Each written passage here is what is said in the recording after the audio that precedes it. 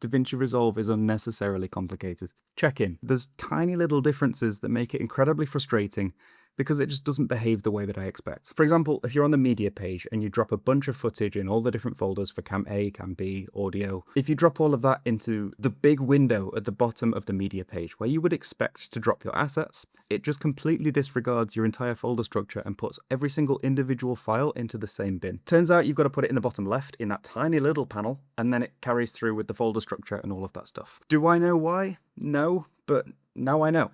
That's a new thing learned, I can tick it off the list. It also comes with a whole new system and list of settings and options to understand. For example, if you select a bunch of footage and right click, there's some familiar stuff. I see proxy, I see color, I think that's labels from Premiere Pro, but then there's also things like alpha mode.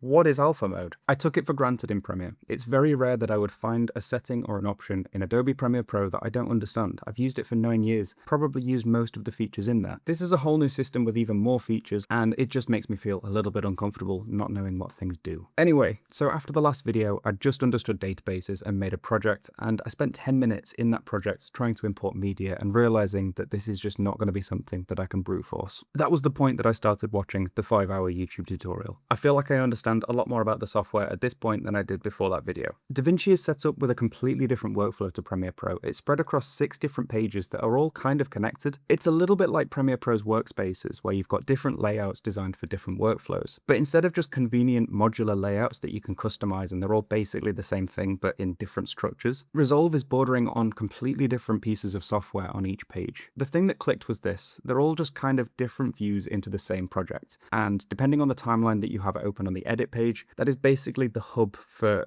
how every other page is connected. So if you're on the edit page with a certain timeline open, that timeline is in the color page, and you can work on individual clips on that timeline while you're on the color page, and then go back to the edit page and all of the work is updated. I think the media pool is synced across every page, even if it looks a little bit different or if it's in a different place. And once you've got everything imported and added to a timeline, the edit page really starts to feel familiar. You've got the media pool on the left, you've got the viewer on the right, the timeline across the bottom, and in the top right you get the inspector, which is like the effects controls panel of Premiere Pro. So at this point I had a little bit of confidence and it was time to start a project. I took a project from my NAS from a few months ago, 4 cameras, 3 of them with metadata timecode, 1 with LTC timecode, and 2 audio recorders, 1 with LTC timecode and 1 with no timecode. This project basically contains all of the different things that I'm going to have to figure out in order to cross off everything on this list. This is all the stuff that I need to learn to do my job. It's going to be my demo project for the next few weeks as I'm trying to learn everything, but we're going to start off with single camera coverage. I managed to import the footage onto a timeline, no timecode yet, not synced to audio, just the footage.